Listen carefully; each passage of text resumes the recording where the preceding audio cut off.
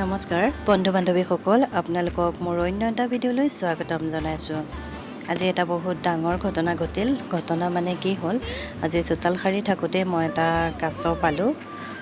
কাছটো তাৰপিছত কি কৰিম কি নকৰিম ভাবি আমাৰ ওচৰতে দক্ষিণপাট সত্ৰ আছে, সত্ৰৰ পুখুৰী এটাও আছিলে, পুখুৰীটোতে এৰি দিবলৈ দিলোঁ।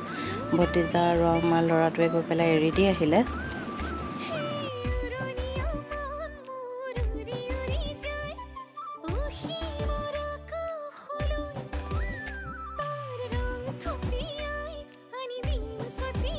আজি চালোঁ বতৰটো অলপ ঠাণ্ডা, সেইবাবে কঁঠাল পকি আছিলে। কঁঠাল আৰু পিঠাগুড়িয়ে খাম ৰাতিপুৱা, সেইবাবে ইয়াৰ মিষ্টাৰে কঁঠাল ভাঙিছে। ইফালে আমি কঁঠাল খোৱাত ব্যস্ত আৰু ইয়াৰ মামীকে টিকলিজনীক ভাত খুৱাই আছে।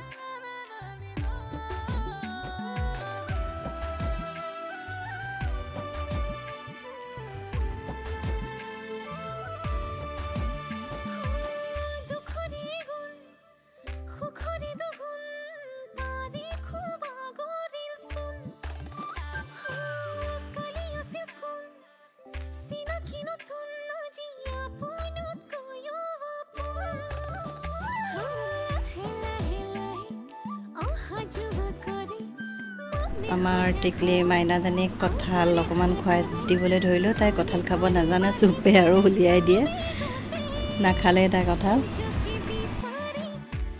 আজৰি হৈ আমাৰ মাইনাই, আমাৰ এই টিকলি মাইনাজনীও আছে, লগতে আমাৰ ভতিজীজনী মানে ভতিজী নাতিজনীকো লৈ আহিলে, দুইজনীয়ে খেলিব বুলি। তাই এবছৰ হৈছে।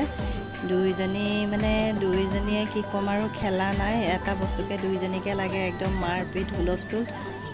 তাক কাজিয়া দেখি আমি হাঁহিত থাকিব পৰা নাই।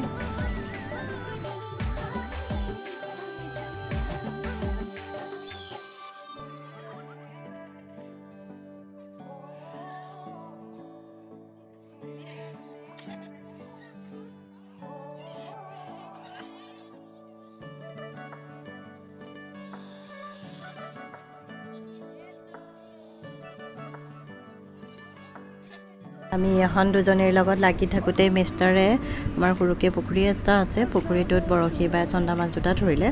আজি ভাবিছোঁ কঁঠাল গুটি দি চন্দা মাছ বনাম। কেনেকৈ বনাওঁ ৰেচিপিটো আপোনালোকক দেখুৱাম।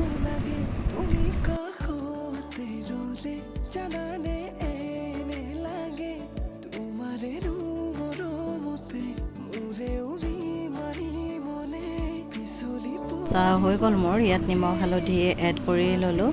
তাৰপিছত কুকাৰ এটাত মই গুচাই থোৱা কঁঠালৰ গুটিখিনি দি অলপ জোখমতে পানী দি সেইখিনি যেতিয়া অহালৈ গেছৰ ওপৰত উঠাই দিলোঁ।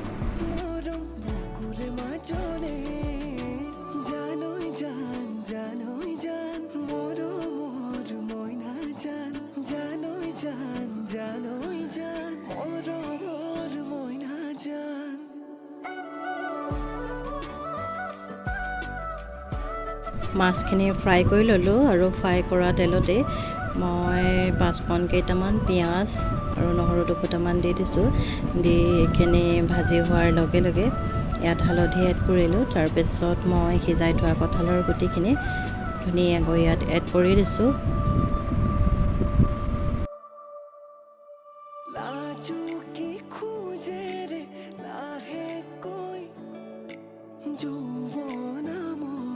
দেখিছে ধুনীয়াকৈ সিজি গ'ল আৰু এতিয়া ইয়াত অলপ নিমখ দিম।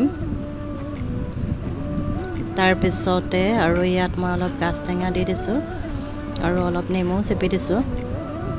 তাৰপিছত এই উতল অহাৰ লগে লগে মাছ দি দিছোঁ। এইদৰে কঁঠালৰ তৰকাৰীত খৰিচা দি বনাই খাই চাবচোন, খুবেই ভাল লাগে। খৰিচা দি বনোৱা কঁঠাল গুটি আৰু মাছৰ ৰেচিপিটো মোৰ হৈ গ'ল। তাৰপিছত ভাজিবৰ বাবে মই অলপ বেঙেনা সৰু সৰুকৈ কাটি লৈছোঁ, দীঘল দীঘল কৰি মানে।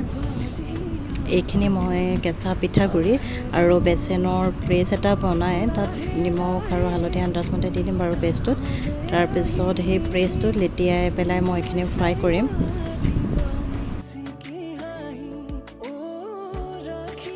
এনেদৰে বেঙেনাৰ পকোৰা বনাই খাই চাবচোন, খুবেই ভাল লাগে।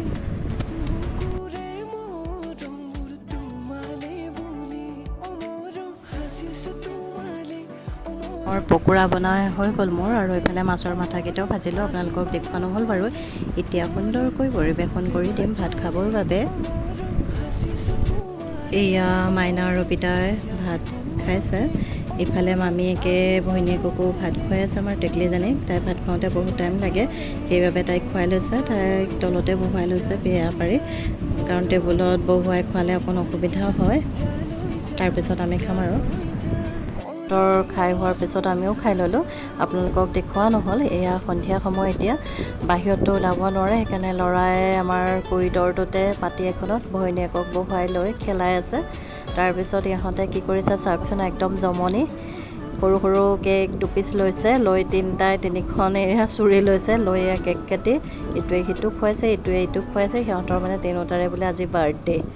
জমনি আৰু নক'ব, ইহঁতে ঘৰ উৰুৱাই আছে তিনিওটা মিলি।